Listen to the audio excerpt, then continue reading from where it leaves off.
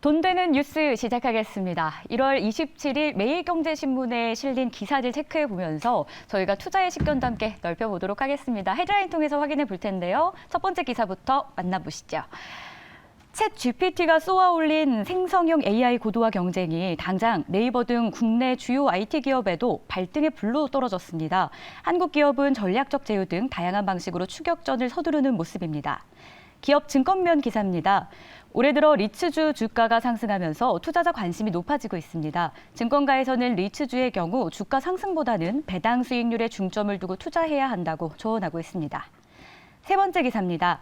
올 들어 주춤했던 2차 전지 관련주가 테슬라의 깜짝 실적 발표와 함께 급등했습니다. 4분기 실적 악화에 대한 우려는 있지만 이미 주가에 선반영되었다는 분석이 지배적입니다.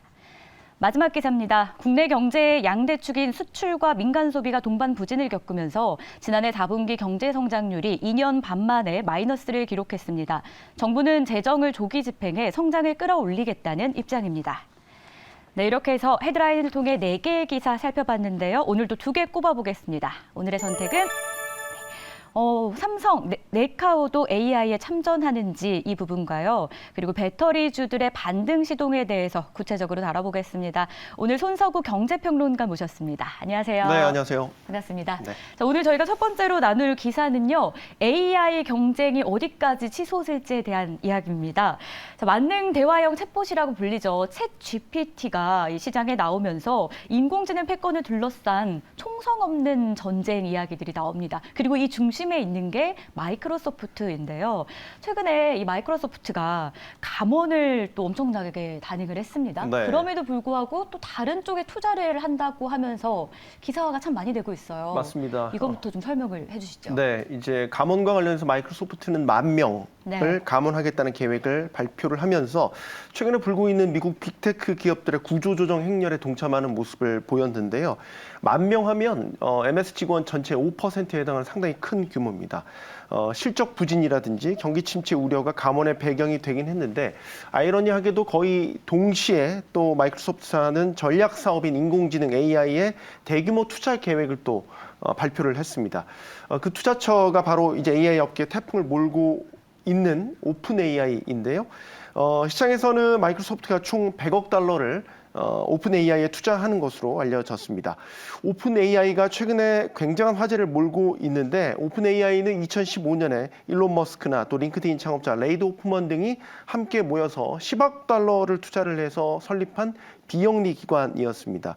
지난해 말이었죠. 인공지능 챗봇, 챗 GPT를 공개했는데 이게 지금 선풍적인 인기를 모으고 있습니다.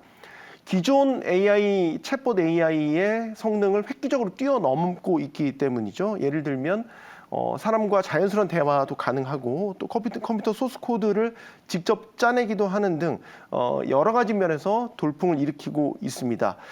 마치 그 다양한 질문에 대해서 사람이 답변하듯이 자연스러운 답변을 주는 것도 특징이고 답변의 수준이 기존 AI 프로그램의 수준을 획기적으로 뛰어넘는다는 점도 고무적으로 평가되고 있고요.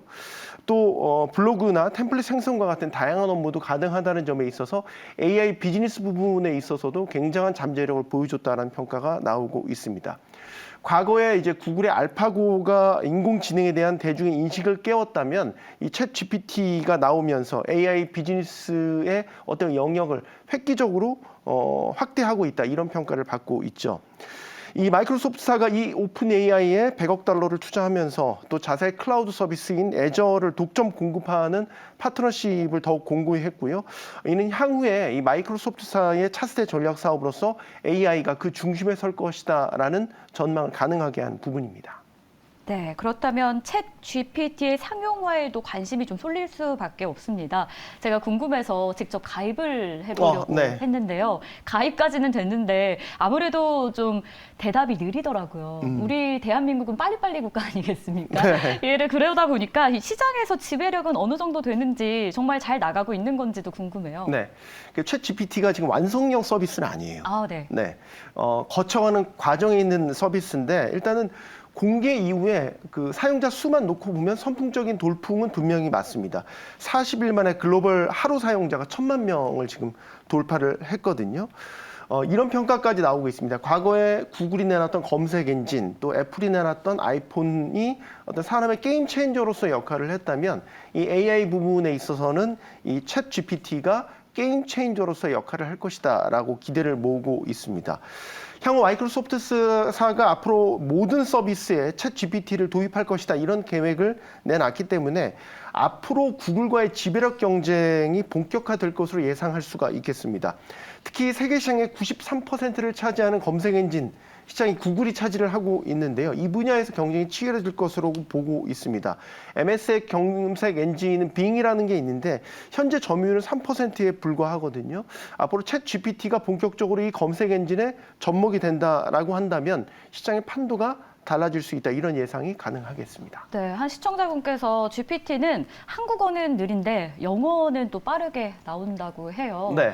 아무래도 이 GPT 자체가 우리나라에 출시된 게 아니라 글로벌하게 출시된 거다 보니까 말씀하신 대로 또 시장에서 지배력을 조금씩 더 키워가고 있는 모습입니다.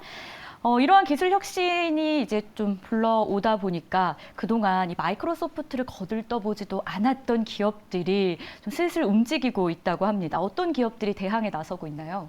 구글이 대표적이겠죠. 네. 구글이 이제 그 챗 GPT가 나온 이후에 코드레드라는 걸 발령했다고 네. 하죠. 그만큼 심각한 위기 상황이다. 내부에서는 그런 판단을 하고 있는 겁니다. 그래서 구글 같은 경우도 최근에 챗 GPT의 그 위협을 제거할 수 있는 그런 서비스를 개발하는 데 집중할 것이다. 이런 전략들도 나오고 있고요. 분명한 것은 이 챗 GPT가 실적 부진이나 주가 하락, 경기 침체 등으로 정체 상태에 있던 빅테크 기업들에게 분명히 새로운 화두를 던졌고 꿈틀거리게 만든 것은 분명해 보입니다. 구글 계열사 딥마인드가 대표적인데 조만간에 이 챗 GPT와 같은 AI 챗봇 공개를 시사를 했고요. 또 페이스북 모의사인 메타 역시 문장을 입력하면 동영상을 생성하는 메이커 비디오를 발표를 했고 엔비디아 같은 경우도 디지털 휴먼 솔루션 등을 집중적으로 개발하고 있습니다. 주식시장에서도 이 생성형 AI에 대한 기대감은 기술주들에 대한 투자 열기를 다시 지피고 있는 불쏘시개 역할을 하고 있다라고 볼 수 있겠습니다. 여기에 대한 기업들의 투자도 본격화되고 있고요. 피치북에 따르면 생성형 AI에 대한 투자액이 2022년에 21억 달러를 기록을 했는데 이게 2년 전과 비교를 하면 425%나 폭증한 규모입니다. 맞습니다. 앞으로 이런 투자 열기는 더 뜨거워질 것이라는 전망입니다. 네, 실제로 국내 주식시장에서도 관련주 찾기에 되게 적극적으로 나서고 있는 시장 흐름이 좀 보이고 있어요. 네. 그래서 또 중요한 게 우리 국내 시장에서도 그럼 누가 여기에 이 시장에 뛰어들 것인가 이 부분일 것 같은데 네. 네이버라던가 카카오 등이 발등에 불이 떨어졌다라는 신호가 나옵니다. 네. 어떤 전략으로 지금 앞서 나가고 있나요? 네, 국내 기업들도 사실 AI에 대한 대규모 투자를 단행을 하고 있고요. 특히 이제 챗 GPT와 같은 생성형 AI 서비스에도 공격적인 투자 연구 진행하고 있습니다. 대기업군에서는 말씀하셨듯이 네이버가 가장 발빠르게 움직였다 이렇게 볼 수 있는데 일단은 2021년 5월에 자체 개발한 이 초거대 AI 서비스죠. 하이퍼 글로벌을 발표를 했고 이거를 포털 검색이라든지 커머스, 콘텐츠 같은 주요 서비스에 접목을 했어요. 현재 활발하게 운용을 하고 있고요. 또 삼성전자와 함께 차세 AI의 반도체 솔루션, 이 초거대 AI와 관련된 반도체 솔루션 개발도 진행을 하고 있고요. 서울대나 카이스트와도 산학협력을 통해서도 공동 연구가 진행되고 있습니다. 네이버 같은 경우는 국내에서 검색 엔진 부문에서 60%에 달하는 막대한 점유율을 갖고 있기 때문에 이 AI를 활용한 검색 엔진 고도화에 초점을 맞출 것으로 보이고요. AI도 AI 연구 개발에 뛰어들고 있는데 자회사인 카카오 브레인을 통해서 연구가 진행이 되고 있습니다. 카카오는 조금 다른 전략이라고 볼 수 있겠습니다. 디지털 헬스케어 분야에서 이런 초거대 AI 개발 사업을 접목하는 부분에 연구를 집중을 하고 있고요. SK도 AI 분야에 공격적으로 투자하는 그룹이죠.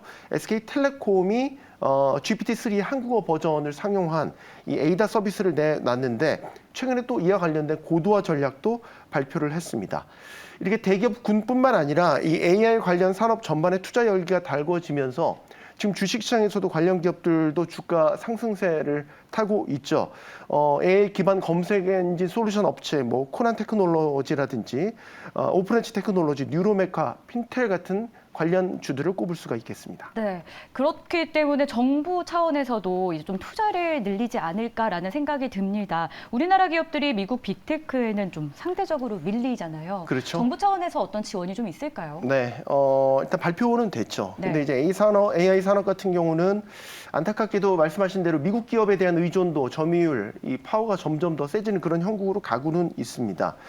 아무래도 이제 우수한 인력이라든지 시장의 규모, 뭐 글로벌 전파력 이런 것들의 인프라 수준 자체가 우리보다 훨씬 더 높기 때문이죠. 최근에 우리 정부도 AI를 국가 전반으로 확산하고 실질적 성과를 창출하겠다라고 해서 7천억 원대의 투자 계획을 발표를 했고요. 또 10대 핵심 프로젝트를 추진한다고도 발표를 했죠. 현재 우리의 AI 기술력의 전체적인 수준을 보면 글로벌 탑 기업들 대비해서 89% 정도의 수준으로 분석된다. 이런 결과도 있습니다. 하지만 아직 AI 산업을 뒷받침할 인프라는 부족한 실정입니다. 따라서 이번 계획에는 뭐 공공 분야의 데이터 개방이라든지 국가 전반에서 대규모 AI 수요를 창출할 수 있는 실질적인 성과를 창출할 수 있는지가 관건이 될 것으로 보입니다. 네, 이렇게 해서 첫 번째 기사 저희가 챗 GPT 관련한 이야기를 국내 기업들까지 연관지어서 좀 이야기를 나눠봤고요. 이어서 두 번째 기사로 넘어가 보겠습니다. 배터리주들이 충전을 마쳤고 이제 반등을 시도한다라는 내용의 기사였는데요. 어제장에서 2차 전지 관련주가 급등했다는 거 많은 투자자분들이 알고 계실 겁니다. 전날 미국에서 테슬라가 깜짝 실적을 발표한 그 훈풍을 받아가는 영향도 있었고요. 특히나 상승폭이 컸던 종목이 있었죠. 포스코 케미칼, 또 다른 강세 배경도 있었다는데 좀 전반적으로 짚어주신다면요. 네. 일단 2차 전지 관련주에 대한 기존의 투자자들의 우려는 글로벌 전기차 시장이 위축될 것이다. 대표적으로 전기차 판매가 감소할 것이다. 이런 우려들이 반영된 거였죠. 여기는 말씀하셨지만 세계 전기차 1위 업체 테슬라가 최근에 이제 대규모 할인 정책을 내놨었고 뭔가 좀 위태로운 행보를 계속해서 보여왔던 그런 우려들이 자리했었습니다. 그런데 이제 그 테슬라가 예상치를 뛰어넘는 실적을 발표를 하면서 시장의 우려가 이제 기대로 바뀌면서 2차 전지 관련주들도 급등한 것으로 봐야 되겠고요. 여기 LG 에너지 솔루션이라든지 삼성 에스타이, LG 화학 등이 이런 이유로 인해서 강세를 보였고요. 배터리 소재 업체들도 강세가 돋보였는데 특히 말씀하신 것처럼 포스코 케미칼의 급등세가 두드러졌습니다. 포스코 케미칼은 양극재 기업이죠. 3기 실적 발표를 앞두고는 있는데 그 양극재 원료로 사용되는 리튬 가격이 지난해 많이 올랐기 때문에 수익성 감소가 예상이 돼서 이런 실적 악화에 대한 우려가 있었는데 이런 실적 악화에 대한 우려는 주가에 좀 선반영됐다. 이런 평가가 지배적인 것 같고요. 투자자들이 주목하는 건 앞으로의 전망치라고 봐야 될 것 같습니다. 테슬라가 실적 발표를 하면서 올해 또 180만 대 차량을 인도할 것이다. 이런 전망치를 내놨는데 이게 전년 대비 37% 급증한 규모입니다. 그러니까 배터리 수요가 증가할 것이고 배터리 소재 업체에 대한 긍정적인 평가도 자연스럽게 나오고 있거든요. 배터리 셀 수요가 많아지고 고객사가 많아질수록 배터리 원재료에 대한 비중도 계속해서 커지는데 양극재가 배터리 원재료의 50%를 차지하기 때문에 굉장히 유망하고 또 이 포스코 케미칼이 대표적인 수혜주로 평가를 받는 그런 흐름을 보이고 있습니다. 네, 앞서서도 설명을 해주셨지만 투자자들이 주목한 건 전망치라고 하셨잖아요. 네. 그러다 보니 이미 주가에는 실적 악화는 반영이 됐고 앞으로 잘 갈 것이라는 기대감이 있더라고요. 네. 그 배경은요? 그 테슬라 효과를 역시 지울 수가 없겠죠. 네. 테슬라가 이제 예상을 뛰어넘는 실적을 냈기 때문에 이 업황 개선에 대한 기대감 자체가 상당히 커졌다 이렇게 봐야 될 것 같습니다. 그동안 국내 2차 전지 관련주는 이 테슬라 판매가 줄어들 것이라는 우려로 조정을 받은 면이 분명히 있기 때문에 테슬라가 높은 전망치를 제시를 하면서 테슬라의 배터리를 납품하는 국내 업체들도 고성장이 이어질 것이다 이런 기대가 커진 상황이고요. 이런 배경이 결국 주가 전망에도 훈풍을 불어넣고 있다 이렇게 보는 게 맞겠죠. 분명한 것은 지금 개별 기업들로 보면은 악재들도 분명히 곳곳에 드러나 있습니다. 포스코 케미칼 같은 경우는 실적 전망이 어둡고요. LG 에너지 솔루션은 오늘부터 또 우리 사주 물량의 보호 예수가 풀리게 되죠. 그럼에도 불구하고 이런 업황 개선에 따른 기대가 이런 악재를 압도하고 있는 분위기라는 것은 투자자들의 시선이 그만큼 관련주들을 바라보는 시각이 긍정적으로 바뀌었다는 그 증거로서 볼 수가 있겠습니다. 네, 테슬라빨 훈풍이 2차 전지 전반적으로 좀 긍정적인 시선을 갖게 하는 계기가 된 것 같습니다. 앞으로도 좀 관련해서 많은 분들이 보유하고 계시기 때문에 주가가 또 잘 오르고 시장도 탄탄해졌으면 좋겠다는 생각이 듭니다. 자, 이렇게 해서 오늘도 뉴스 기사 2개 살펴봤습니다. 손석우 경제평론가 함께했습니다. 감사합니다. 고맙습니다.